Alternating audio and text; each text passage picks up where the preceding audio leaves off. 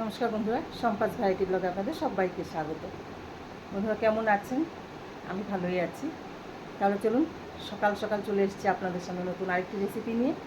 আজ দারুণ একটি রেসিপি নিয়ে এসেছি আপনাদের সামনে। বাচ্চা বড় সবাই খেতে পারবে, খুব সুন্দর একটি রেসিপি। তাহলে চলুন, এখন আর কিছু বলছি না, একদম রান্নাঘরে গিয়ে তারপর আপনাদের দেখাচ্ছি। চলুন এবার রান্নাঘরে যাওয়া যাক। আর হ্যাঁ বন্ধুরা, আমি বাংলায় কথা বলি ভিডিওতে পুরোটাই, আপনারা জানেন। এবার আমার একজন বন্ধুর কমেন্ট এসছে যাতে আমি হিন্দিতেও একটু কথা বলি। আর আমার লাইভেও অনেক বন্ধুরা বলেছে যে আপনার ভিডিওগুলো ভালো লাগে দেখতে, কিন্তু আপনার কথাগুলো বুঝতে পারি না, কারণ ওনারা হিন্দি ভাষী, যার জন্য আমার বাংলা কথাগুলো বুঝতে পারে না। এবার ওনাদের রিকোয়েস্টও আছে যে আমি যাতে একটু হিন্দিতে কথা বলি। আর আমার ভিডিওতেও একজন কমেন্ট করেছে আমার বন্ধু হিন্দিতে একটু কথা বলার জন্য। তাহলে আমি একটু হিন্দিতেও কথা বলবো আপনাদের সামনে। আর আমি হিন্দি কিন্তু পুরো ভালো করে জানি না, আমি একটু একটু হিন্দি পারি, ওটাই বলবো। আর বন্ধুরা, বাংলাতেও আমি বলছি আর হিন্দিতেও মাঝে মাঝে বলবো আমার ওই বন্ধুদের জন্য। তাহলে চলুন এবার যাওয়া যাক রান্নাঘরে। तो मेरा जितना फ्रेंड है अभी मैं सबके लिए थोड़ा थोड़ा करके हिंदी बोलूँगी। तो चलिए अभी किचन में जाते हैं, थोड़ा हिंदी में बात भी करेंगे और क्या बना रही हूँ वो भी दिखाएंगे। चलिए, मैं किचन में आ गई। বন্ধুরা আমি রান্নাঘরে চলে এসেছি। এবার চলুন দারুণ একটি রেসিপি আপনাদের শেয়ার করব। প্রথমে আমি লাইটটা জ্বালিয়ে নিই, কারণ ঘরটা অন্ধকার লাগছে। এবার সকালে চা বানিয়ে খেয়ে নিয়েছি। এবার মেয়ের বাবার জন্য টিফিন রেডি করব। আর টিফিনটা রেডি করছি ঠিকই, আমি মেয়ের বাবার জন্য যেটা করব তাড়াতাড়ি করে ওদেরকে দিয়ে পাঠিয়ে দেব, ওটা আর দেখাতে পারবো না। এবার আমার জন্য একটু বানাবো, ওটাই আপনাদের সাথে শেয়ার করব। তাহলে চলুন এবার রেডি করি সব। বন্ধুরা এখানে সয়াবিন ভিজিয়ে রেখেছিলাম, আর এখানে গাজর একটু কুচিয়ে নিয়েছি।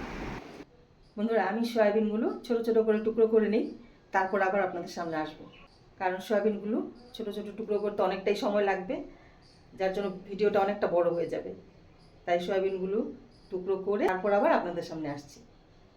तो फ्रेंड्स मैं सोयाबीन थोड़ा छोटा छोटा करके काट के रखा और गाजर भी काट के रखा।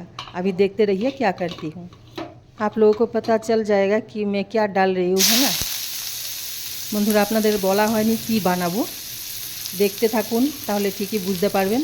আমি এখানে দিয়ে দিয়েছি পেঁয়াজ কুচিয়ে, আর তার সাথে দিয়েছি সামান্য আদা কুচিয়ে, আর দিচ্ছি কাঁচা লঙ্কা কুচিয়ে। আর তেল কিন্তু একদমই একটু দিয়েছি, এখানে সামান্য একটু আমি ফ্রাই করব, বেশি ফ্রাই করব না। এবার আমি কেটে রাখা সয়াবিন আর গাজর একসাথেই দিয়ে দিচ্ছি, দিয়ে একটু হালকা ফ্রাই করব, বেশি ফ্রাই করব না। আর যেই রেসিপিটা আমি রেডি করছি ওই রেসিপিটার জন্য এগুলো কিন্তু বেশি ফ্রাই করলে ভালো লাগবে না, একটু হালকা ফ্রাই করতে হবে যাতে এগুলো সেদ্ধ হয়ে যায়, এটা বুঝে ফ্রাই করতে হবে। এবার আমি দিয়ে দিচ্ছি পরিমাণ মতো নুন। এবার নুন দিয়ে হালকা আর একটু ফ্রাই করব।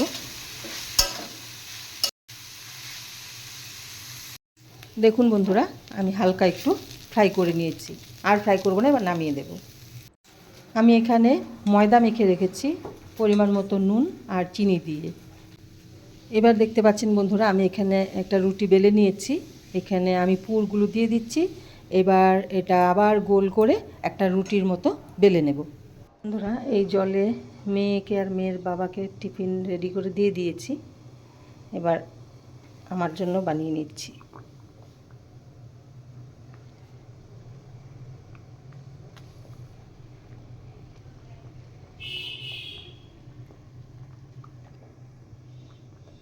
তেল ছাড়া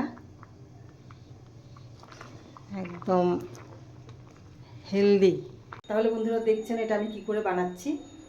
আর এটা বানাতে কিন্তু একদমই সময় লাগে না, খুব কম সময়ে রেডি হয়ে যায়। আর একসাথে 3-4টে বানাতে পারবেন, এমন না যে একটা একটা করে বানাতে হবে, একসাথে 3টে বানাতে পারবেন, 3টে-4টে করে বানাতে পারবেন। আপনারা দেখছেন কি করে বানাচ্ছি, একসাথে দুটো দিয়েছি আমি, এখানে 3-4টেও দেওয়া যাবে। আর খুব খুব টেস্টি একটা রেসিপি, আমি আশা করি আপনাদের খুবই ভালো লাগবে, একবার অবশ্যই ট্রাই করবেন। তাহলে চলুন এবার নামিয়ে নিই এগুলো। তেল বাটার ঘি কিচ্ছুই লাগছে না, শুধু জলে ফুটিয়ে নিচ্ছি। হয়ে গেছে বন্ধুরা, এবার আমি নামিয়ে দেব।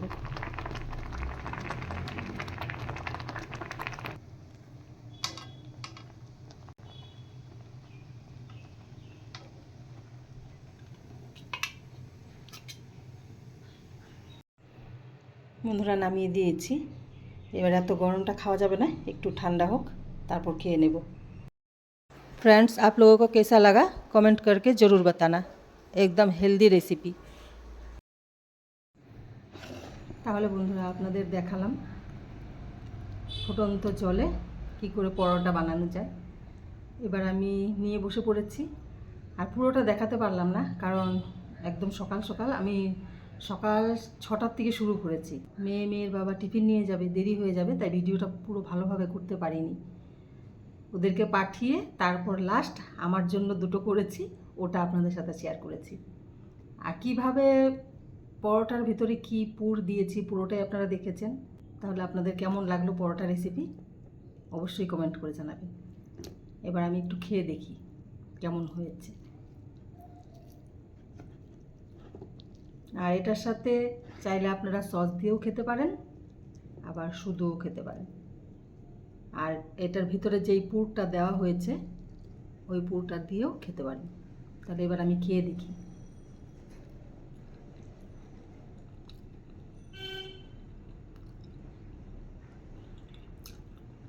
খুব ভালো হয়েছে, খুব।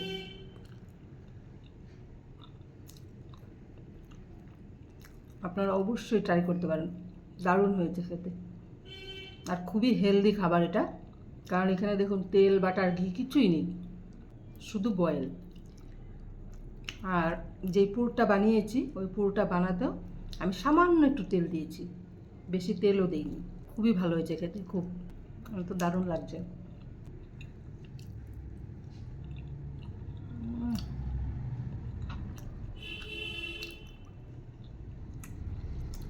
তাহলে বন্ধুরা আমি খেয়ে নিই, আর আপনারা চট করে বানিয়ে ফেলুন এই রেসিপি। আপনাদের কেমন লাগলো অবশ্যই কমেন্ট করে জানাবেন। আর ভালো লেগে থাকলে অবশ্যই লাইক শেয়ার সাবস্ক্রাইব করবেন।